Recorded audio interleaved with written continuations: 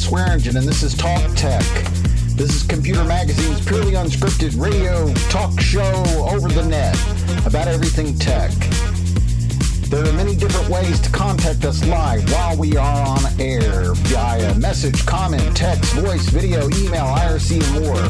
So contact us about your technology issue and what you want to talk about, what question you might have about tech, how to repair something, a news story, whatever is fascinating you, new technology, new gadget, whatever it may be, from corporate IT to home, whatever it may be, because this is our off-the-cuff talk about your issues, your interest in tech, and meanwhile we'll throw out some Computer Magazine stories to get the ball rolling. So this is, we're doing something a little different here than our normal Computer Magazine videos, because we're going to make this a regular broadcast, and it's going to be purely unscripted, and it's mainly going to focus on you calling in, contacting us, email, IRC, message. You can any of the places we're multi-streaming this right now to multiple locations: Twitch, YouTube, Periscope, and several others. And any of those you should be able to message us on, click and comment on it, or all the other links that are scrolling down and that are in any of our show notes. You can find them anywhere, and in fact you can just go to facebook.com/TalkTech show and you'll also find it there. And yeah, so that's what we're gonna do. We're gonna do this as a regular broadcast. This is the first episode, and we're just going to unscripted talk about technology with you, to you, however it may be. So let's get started.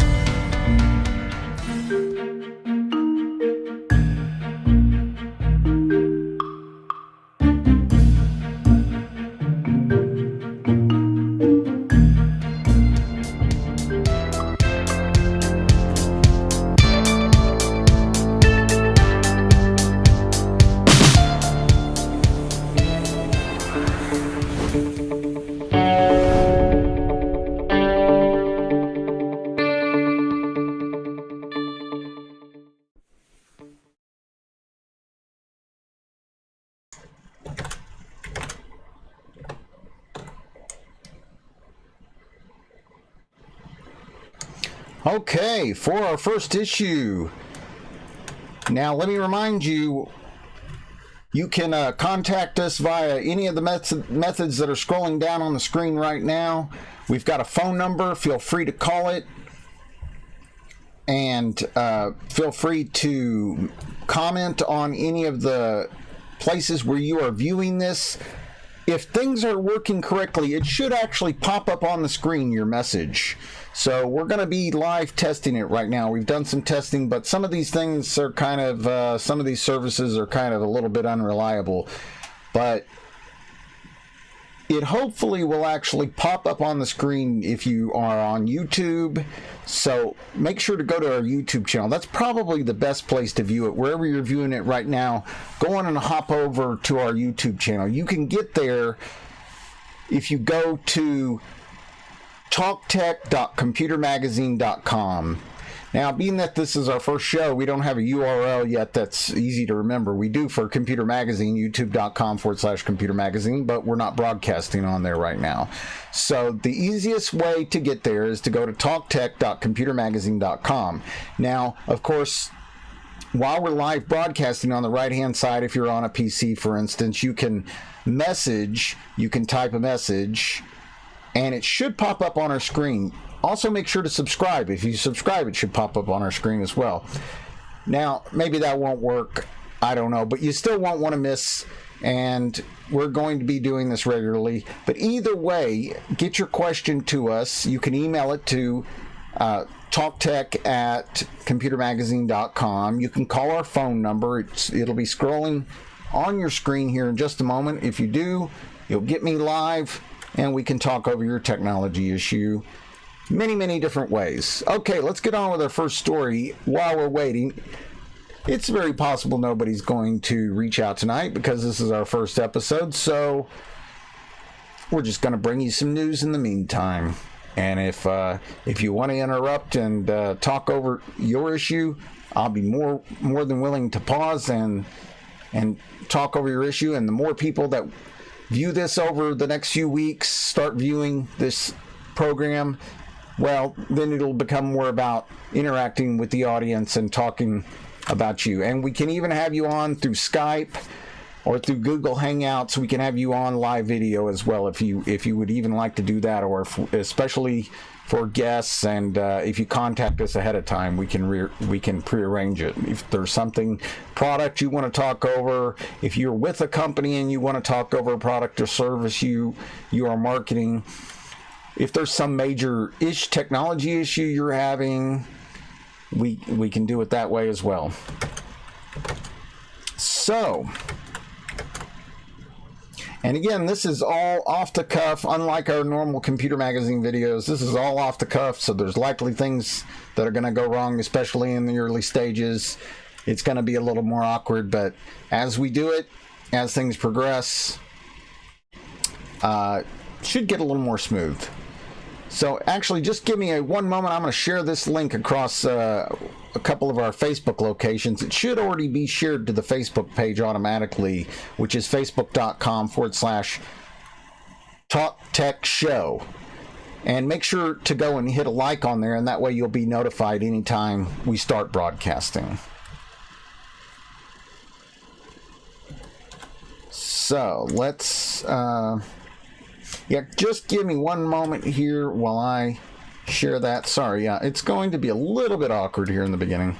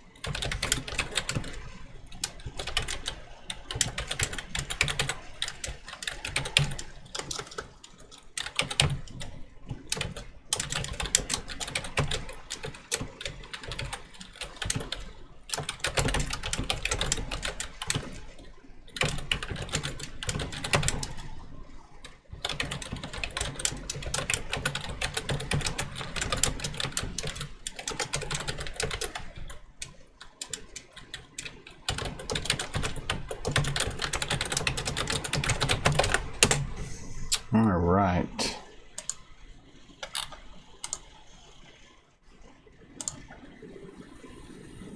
And let me just make sure that got shared out.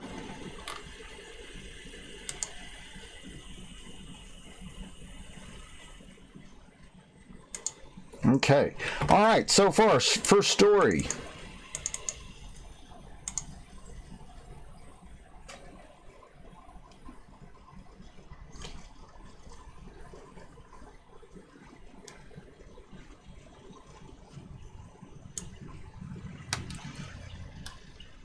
Google's Duplex wants to normalize bots speaking for humans. Now, this is a story that's been circulating quite a bit the past week after Google I/O, and it is the eerily crazy assistant that Google has come up with or is developing that will allow an assistant for you to make calls or make calls. Well, let's read the article and then we'll understand. You'll understand better. We'll all understand better. At Google's I/O Developer Conference this week, there was a lot of news to unpack, but the story that seems to have captured people's imagination or fueled their nightmares is Duplex, the AI that enables Google's Assistant to make phone calls for you.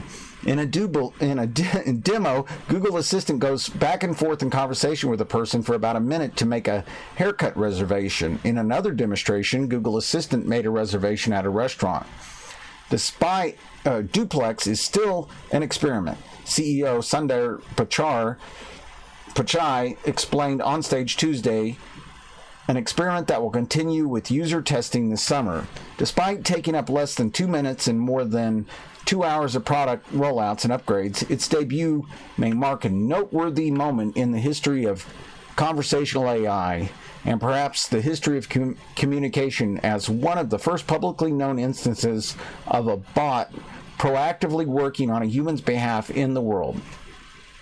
The reality beyond the demo. Strangely enough, Duplex is not yet publicly available and barely 48 hours old, and there already appears to be a series of misconceptions about it. First, it's not the phone call that bothers people.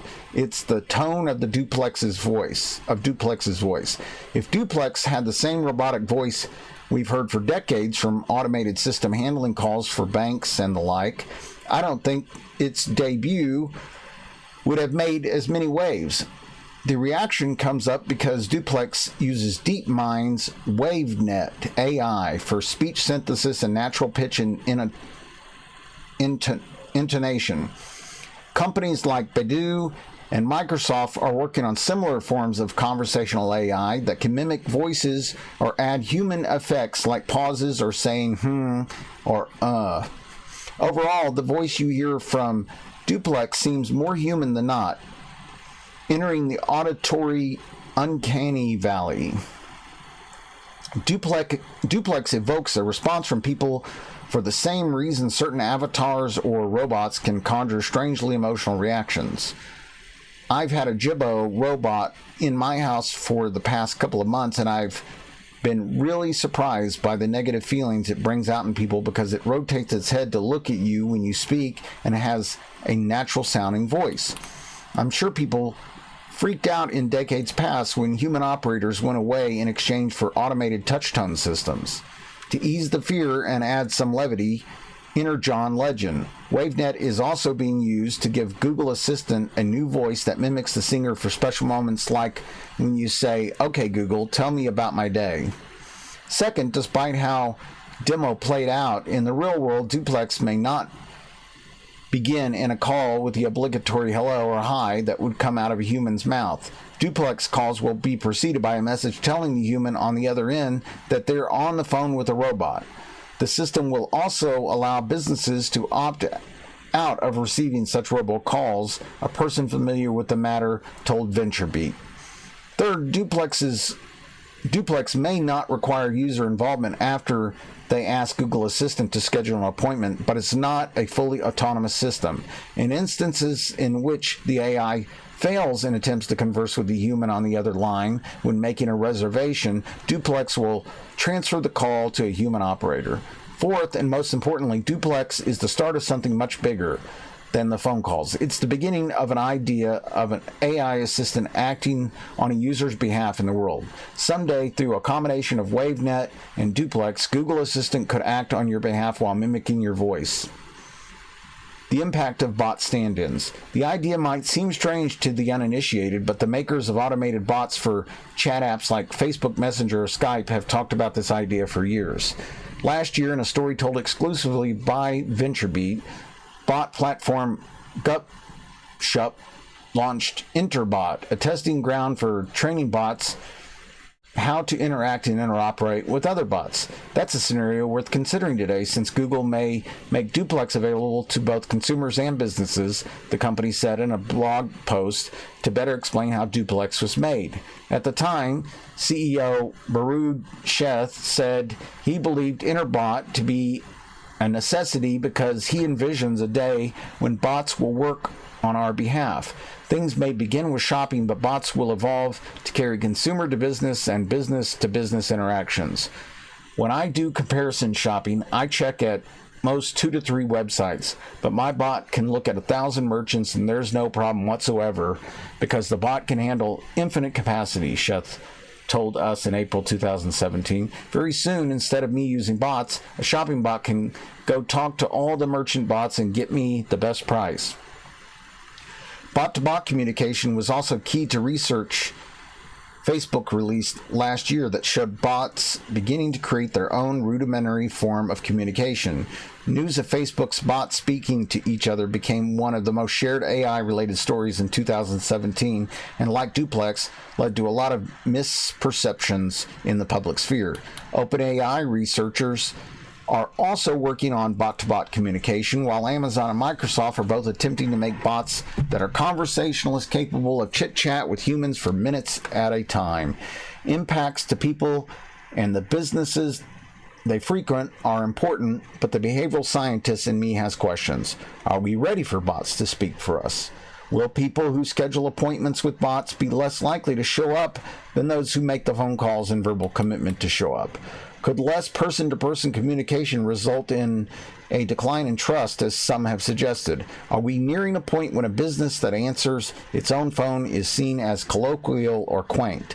Duplex-like services for consumers and businesses might make cancellations and rebookings easier, but will automated appointments lead to more or less economic activity? Will people mind that interaction with their local business just got less personal, even if the automated bot they're speaking with sounds like mom from your local mom and pop? The future coming this summer. Now, hold on, I'll continue on the section. Let me just make sure nobody's contacted. I'm pretty sure that's probably not the case tonight because this is a new broadcast and we probably don't have that happening. Yes, nothing has popped up on the screen. So if you subscribe, go ahead. If you happen to be watching this, go ahead and subscribe. Let's see it pop up. Now, if you do it after we're done broadcasting, well, still subscribe, of course, because you don't want to miss it. But if you want to see something pop up on the screen, now's the time to do it. Now, let me just go check the quality of the broadcast, make sure we're going out again. This is, but if you want to see something pop up. Yep. There we go. Now, in fact, I'll type something here from my other account. Let's see. Hello. Let's just see if it's going to work. Yep. There we go. Although it's a little off the screen. Let me get that working there.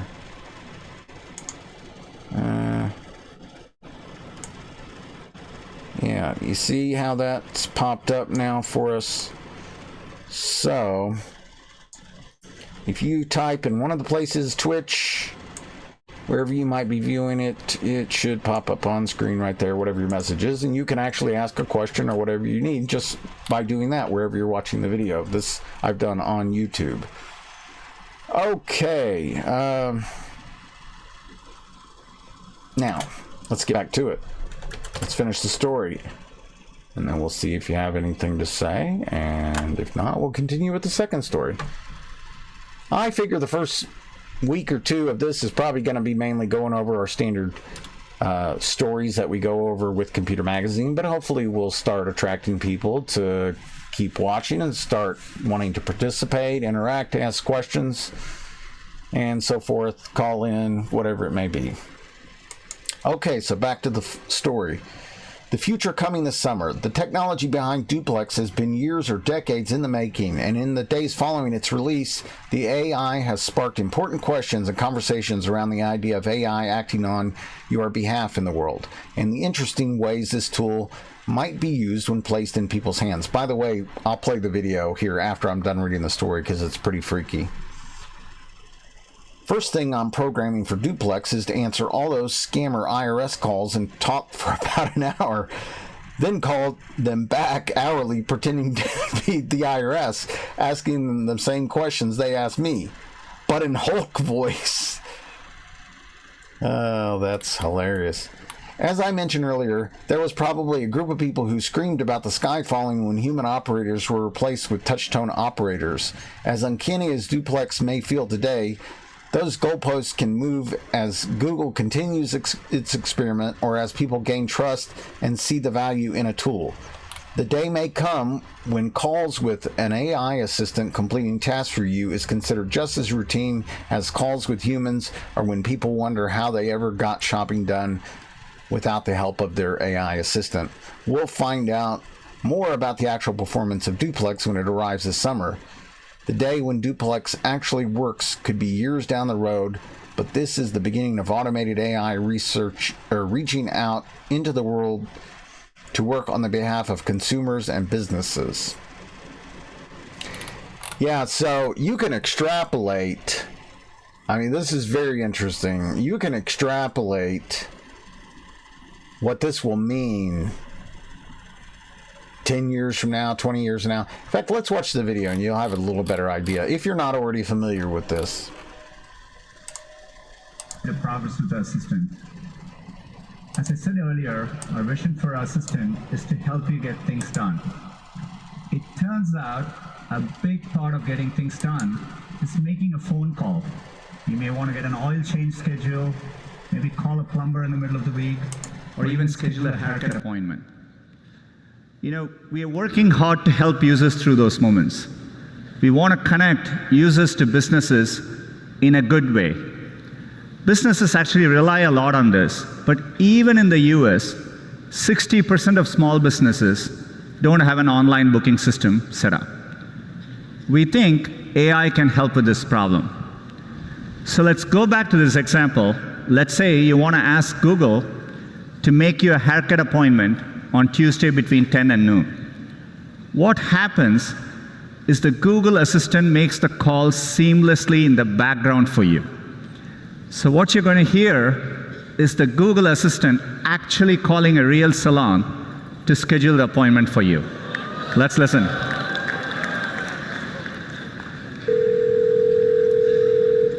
How can I help you? Hi, I'm calling to book a women's haircut for a client. I'm looking for something on May 3rd. Sure, give me 1 second. Sure, what time are you looking for around? At 12 p.m.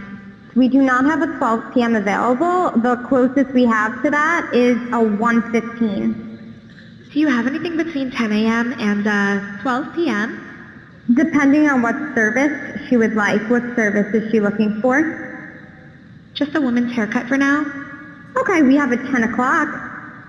10 a.m. is fine. Okay, what's her first name? The first name is Lisa. Okay, perfect. So I will see Lisa at 10 o'clock on May 3rd. Okay, great. Thanks. Great. Have a great day. Bye.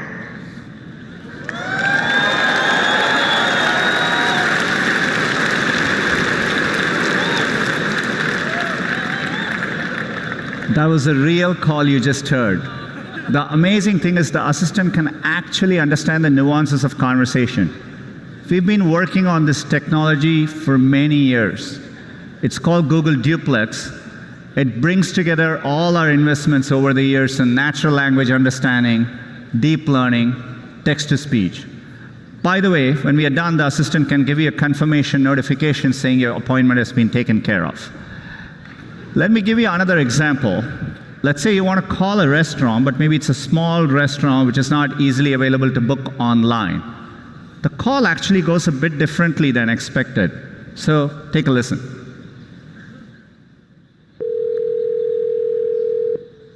See how may I hear you? Hi, I'd like to reserve a table for Wednesday the 7th. For 7 people? It's for 4 people. 4 people? When? Today? Next Wednesday at 6 p.m. Oh, actually we leave here for like upper like 5 people. For 4 people you can come. How long is the wait usually to be seated? For when, tomorrow or weekday or? For next Wednesday, the 7th. Oh no, it's not too busy. You can come for 4 people, okay? Oh, I gotcha. Thanks. Yep. Bye-bye.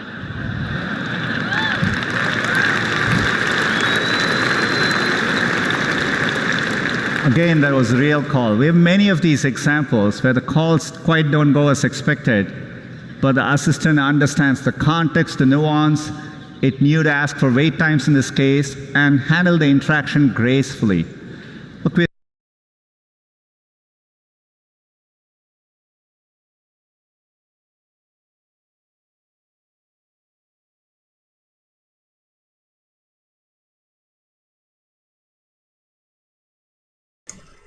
Wow, that was pretty freaky, huh? Yeah. You can extrapolate now. You see this technology. Of course, this is kind of technology that's been predicted for 20 years and, longer than that in sci-fi and stuff. But now that it's actually coming to reality rather than just being a proposed theory, it's just crazy because you can always then start, once you can really bite into something being a reality, technically, you can see where it'll be 10 years from now. And just like that article was saying, you can imagine a case where nobody's really talking to anybody anymore. We see how much the phone, everybody is at their phone nowadays. Instead of interacting with humans, we're all doing it over social media, and how that's affected interacting socially and using the traditional telephone. But just think when you don't even have to make that call or anything, because your assistant can do it for you. Just like you're talking to your Amazon Echo and all that now, where you can tell it to arrange an appointment, do this or that, call your brother, your sister, whatever. I mean, boy, there's another layer there. And especially since it's becoming so seamless. I mean, just even now we can see how it is. I mean, think 10 years from now or 20 years from now, where you will not be able to distinguish. And that's also indicative of the intelligence, the AI that's underlying it, and how far that's come, which is potentially a scary thought as well, if you think that there's a Terminator future for us somewhere along the line. So let's go on with our second story.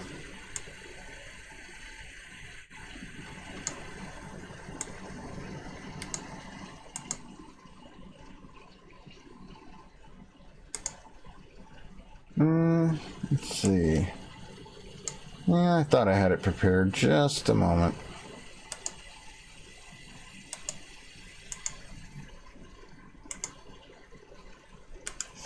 Okay, so this is a story that's kind of, especially on YouTube, today has kind of blown up. And, well, we'll read it and we can talk about it.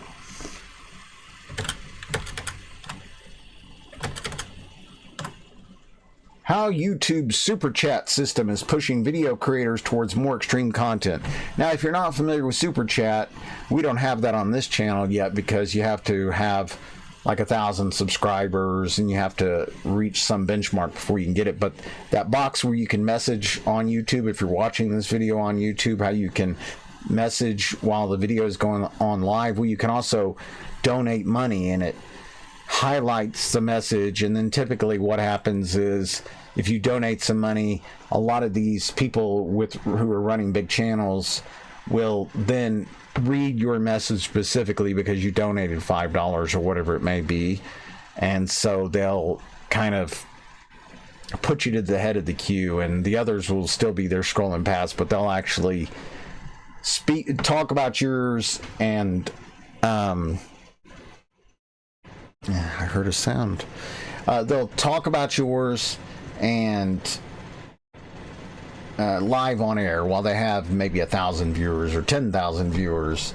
And so some people are starting to use this, and I've noticed this myself, where they'll donate $5 and they'll say something very hateful or derogatory or profane or whatever it may be. Now, we know how people are on the internet. We know how people troll. We know how people do anything for shock value because they're sitting in the relative anonymity of behind their computer or phone somewhere across the internet, potentially on the other side of the world. So of course it's going to happen. I'm personally just totally against, I'm for free speech. I'm against all this nonsense of people being offended and cracking down on speech. I just, there may be a few exceptions, like calling fire in a crowded theater and death threats and selling of classified information or speaking about classified information. Obviously, that's something that can bring down nations potentially. There's a few exceptions in there I would agree with. I think most people would, but beyond that, you know what? It's just words. So anyway, let's go ahead and read the article. Because BuzzFeed is very left, and they're very much more for censoring speech, and I don't know. I think it's a bad trend, really. How YouTube's super chat system is pushing video creators towards more extreme content. During one live stream, someone using the screen name National Socialist spent $100 to display the message "White Pride Worldwide." In late April, the white nationalist Christopher Cantwell, commonly known as the Crying Nazi, made an appearance on a YouTube channel run by Andy Worski that boasts nearly 275,000 subscribers. Cantwell was there to talk about how he would build a whites-only country within the United States. At one point during a live stream, a user with the screen name Hitler Did Everything Right spent $5 using YouTube's paid commenting system known as Super Chats to ask Cantwell a question. They wanted to know how a hypothetical white ethno-state would deal with undocumented immigrants. Cantwell said anyone crossing the border illegally would have a fucking wood chipper waiting for them. The 2-hour live broadcast saw dozens of other Super Chats, with one person spending $500. Hey, I'd be happy if you guys just donated $1. By the way, and you can go to paypal.me/C Swearing, my first initial and last name. That's the best we have right now, and you could donate $1 and put a note in there, and I'll read it on air, and I sure would appreciate it because we want to keep this going, and I need support to keep it going. Okay, but anyway, I'm not going to do that. It's not a high-pressure sales. We're doing this because we all enjoy talking about technology either way it goes. So let's continue. They wanted to know about a hypothetical white ethno-state would... Oh, we already said that. Wood chipper waiting for that. Okay. The 2-hour live broadcast saw dozens of other Super Chats, one with a person spending $500. You guys should have me on more often, Cantwell said at one point. You're getting paid tonight. Prominent far-right and white nationalist figures have, for months, been helping YouTube channels earn thousands of dollars thanks to frequently racist commenters who pay for the opportunity to make their voices heard. Buzzfeed News tallied the Super Chat amounts from 2 recent videos featuring white nationalists Richard Spencer and Mike Enoch and found they brought in just over $4,000, of which YouTube itself takes a cut. The company declined to say how much. I don't know either. I think it's 40% or something, but I don't know why I think that figure, if some of the big YouTubers out there would know and be able to comment what it actually is. Once you go black, you'll never get your society back. Fact, wrote a commentator who spent $5 for a Super Chat. Another spent 20 Danish crony, I don't know how you say it, to say this lying bagel needs his mouth stuffed. Hashtag gas kikes. And someone going by the screen name National Socialist spent $100 for the Super Chat White Pride Worldwide. In response to a list of live streams featuring white nationalists compiled by Buzzfeed News, YouTube said some of the Super Chat comments fit its definition of hate speech and that it would revisit its policies on Super Chat eligibility and enforcement. Hateful content that promotes violence has no place on YouTube. We carefully reviewed the live streams that were provided by BuzzFeed and found that the content does not meet our threshold for hate speech. However, we found the comments shared in Super Chat do. said a statement from a YouTube spokesperson. They added that Super Chat is a relatively new feature. It's small but growing source of revenue for some creators, and we are re-examining our policies in light of these edge cases. The use of Super Chats to spread and monetize racism and hate speech is the latest content moderation product headache for YouTube, the internet's biggest video platform. It has also drawn fire for hosting videos that exploit children, spread extremism, feature bestiality, and spread conspiracy theories. YouTube introduced Super Chats in early 2017 as a way for video creators to engage their fans during live broadcasts and earn extra income in the process. But as is the case with just about every new engagement and monetization feature, Super Chats have been co-opted and used in ways YouTube didn't design or prepare for.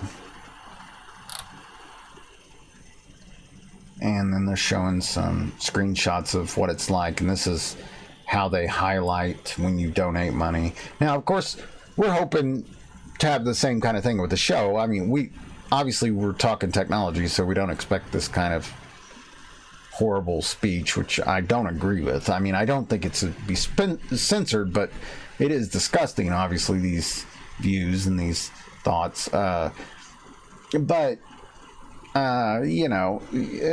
think any abhorrent idea, the more, in fact, I think it's better to get it out there, air out the closet, let people talk.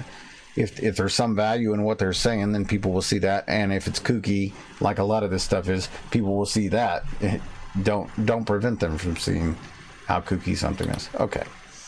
A researcher who has been following these live streams told Buzzfeed News that Super Chats are underwriting the growth of extremist content on YouTube by generating monetary rewards for those willing to push the envelope, all while bringing fringe white nationalist views to a large new audience. When you stitch together broadcast and instant monetization, you get a behavior pattern that moves more and more towards extremes, said Joan Donovan, a researcher with Data and Society, a think tank studying the social effects of new technologies. Donovan said YouTube's moderation tools, which are well suited for detecting things like nudity, are insufficient for monitoring hours-long live streams and the accompanying live chats. The power of Super Chats is most visible in the growth of a series of live debates dubbed Internet Blood Sports. Many of the most contentious debates have been hosted by Warski, a self-described comedian or pro-Trump internet troll, Tim Guyanet, better known as Baked Alaska. Baked Alaska, yes, I've heard of him. Warski initially agreed to speak to Buzzfeed News, but then broke off contact. He did, however, talk on a live stream about whether he should do the interview and mused about broadcasting it without the reporter's knowledge. Guyanet, who years ago was briefly employed by BuzzFeed, did not reply to an interview request. While theoretically open to all viewpoints, the participants in the live streams overwhelmingly come from the political right and far right, including some of the most prominent white nationalists in the U.S. The resulting conversations inevitably focus on topics such as race, science, white identity, and the so-called Jewish question, and generate thousands of dollars for the channels hosting them. One particularly successful debate took place in January on Warski Live. It featured Richard Spencer and two conservative-leaning YouTubers arguing the merits of white ethno-nationalism. It became #1 trending video on the entire site and has been viewed almost 500,000 times. It was also lucrative. The Spencer debate brought in more than $2,200 in super chats for Warski's channel, according to a review by Buzzfeed News. Another debate featuring Mike Enoch, the host of neo-Nazi podcast The Daily Shoah, focused on whether Jews are undermining America through control of the media and government. It generated more than 1,800 in super chats, including the comment, "Sometimes I hate Jews so much that I cannot sleep." In addition to Spencer, Enoch, and Cantwell, many other prominent white nationalists have been featured on Bloodsport's live streams over the past several months. They include Jared Taylor, the founder of white supremacist magazine American Renaissance, Andrew Anglin, the founder of neo-Nazi website Daily Stormer, Colin Robertson, a Scottish white nationalist YouTuber better known as Millennial Woes, who has spoken at white nationalist events, and Greg Johnson, editor of the white nationalist website Countercurrents. I've never heard of any of these. Many of the debates on Worski Live also include Jean-Francois Garapé, a Quebec-based white nationalist, as Worski's co-moderator. While some live streams are debates, others can be lengthy interviews or simply gab sessions with several streamers hopping in and out of the hours-long conversation as they like. Several YouTube channels post multiple live streams per week with super chats pouring in from viewers who want to interject their own opinions, reward streamers, or simply have a bigoted remark read aloud by the host. A common donation is $14.88, a reference to white nationalist slogan. Oh, okay. The blood sports discussions are spread even further by other YouTube channels devoted to clipping the most dramatic moments, as well as dedicated websites and Twitter accounts. The various personalities and shows also have large engaged communities trading gossip and memes on Discord. Oh, we have a Discord, and I'm going to give you the link here in a minute. In fact, it should be scrolling down below. So get on our Discord so we can talk tech, and that way you can voice chat us. Okay, I'm sorry, I interrupted this. The various personalities and shows also have large engaged communities trading gossip and memes on Discord, a messaging platform popular with the far right. Some of this stuff I don't really agree with. Now, some of those people are definitely far right from what I've heard, some of them that I've heard of, and are pretty extreme in their views, let's say. But I also don't see a problem with any of it. Let people talk. So what? You know, what's the option? To censor everybody? It's gone crazy already with that kind of thing. So, you know what? Let bad ideas get out there. Let good ideas get out there. While other streaming services like Twitch also have paid commenting system, YouTube's unparalleled size and reach risk creating a feedback loop of more extreme content generating more revenue, which in turn fuels more outrageous videos. This was predicted by some people almost immediately after super chats were introduced, with one Verge writer comparing it to the business model of cam-girl porn performances. Yeah, I guess in a way, yeah, it is kind of like that, I guess. I don't know. When you pay to have another person perform your twisted little fantasies, the end result is usually a loss of dignity on all sides. Vlad Zvabov wrote in March 2017. Hold on, let me check and just make sure that we haven't had anything come up. And no. The ecosystem that has sprung up around these live streams merges the performative interpersonal drama of professional wrestling with the sensibilities of talk radio and the racist, anti-Semitic, and anti-gay vocabulary of 4chan, and its value is not lost on white nationalists. A writer for Countercurrents recently celebrated the blood sports debates for pushing the Overton window. The range of political views seen as acceptable in public discourse further to the right.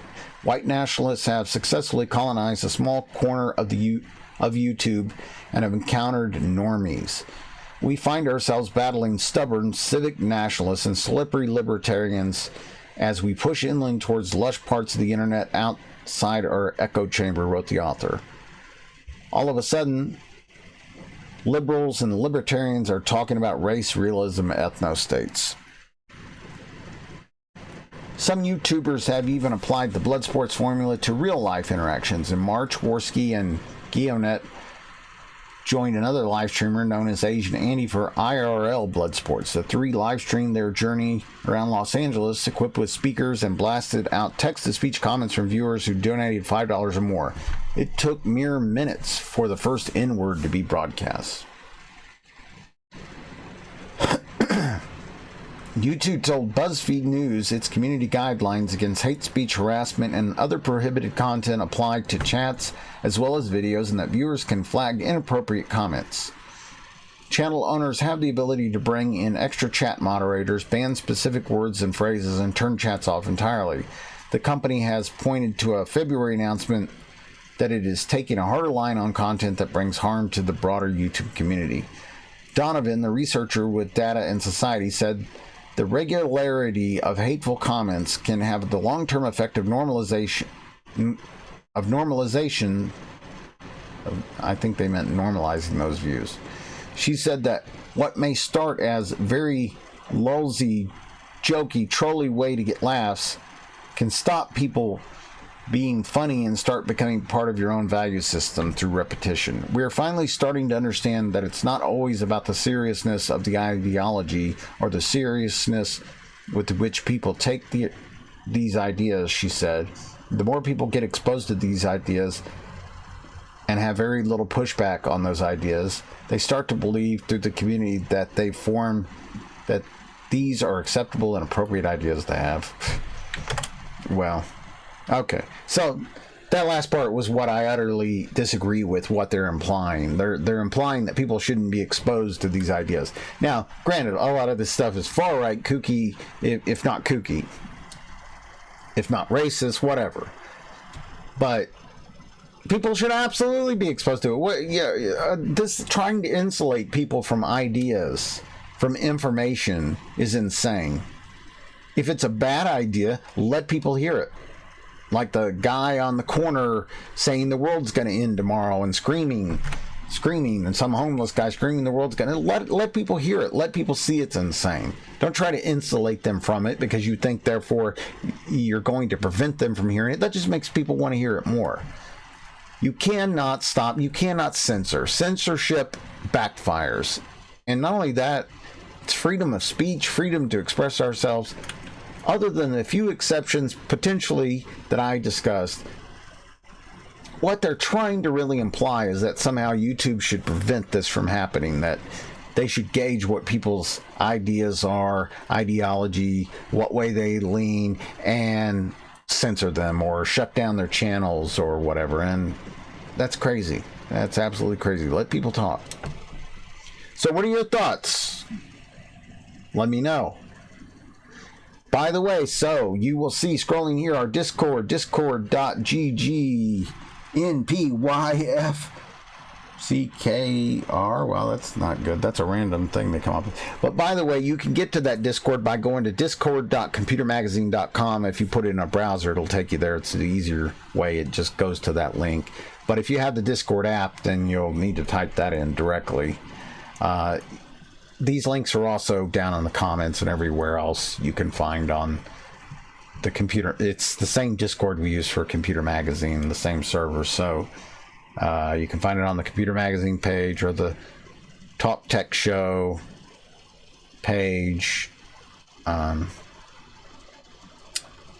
Anywhere. So, well, I was hoping we'd have at least one person comment tonight, but then again, I didn't expect it at all. This is a brand new broadcast, vlog, whatever you want to call it, on technology, and nobody knows about it. We have not promoted it, nothing. So it's going to take some time to build some steam, but we're going to keep doing it, and we'll be back soon. So I think that will be all for tonight. Again, this is going to be our ad hoc live stream. We will do it regularly, potentially every day. We will start to get into a schedule, and we'll let you know what that schedule is going to be once we iron out some of the initial phases of this. But for now, I can just say it'll be regular. And I've talked too much today. And the more we have people finding the channel and interacting, messaging and all, then the longer the live stream will go on on the days that we do it, which will hopefully be every day or most days. So anyway, thank you for watching. Make sure to go to the Facebook page and like it. That way you'll be notified. Facebook.com/TalkTech show. And you'll see it scrolling by here. And also follow on Twitter, same thing. And make sure to subscribe to our Twitch and subscribe to our YouTube, especially. As I've already said, it's talktech.computermagazine.com will take you to the YouTube. Hit subscribe, and then you'll always be notified. So anyway, that's all for today. Thank you. We love talking tech. Visit Computer Magazine. We will be back soon.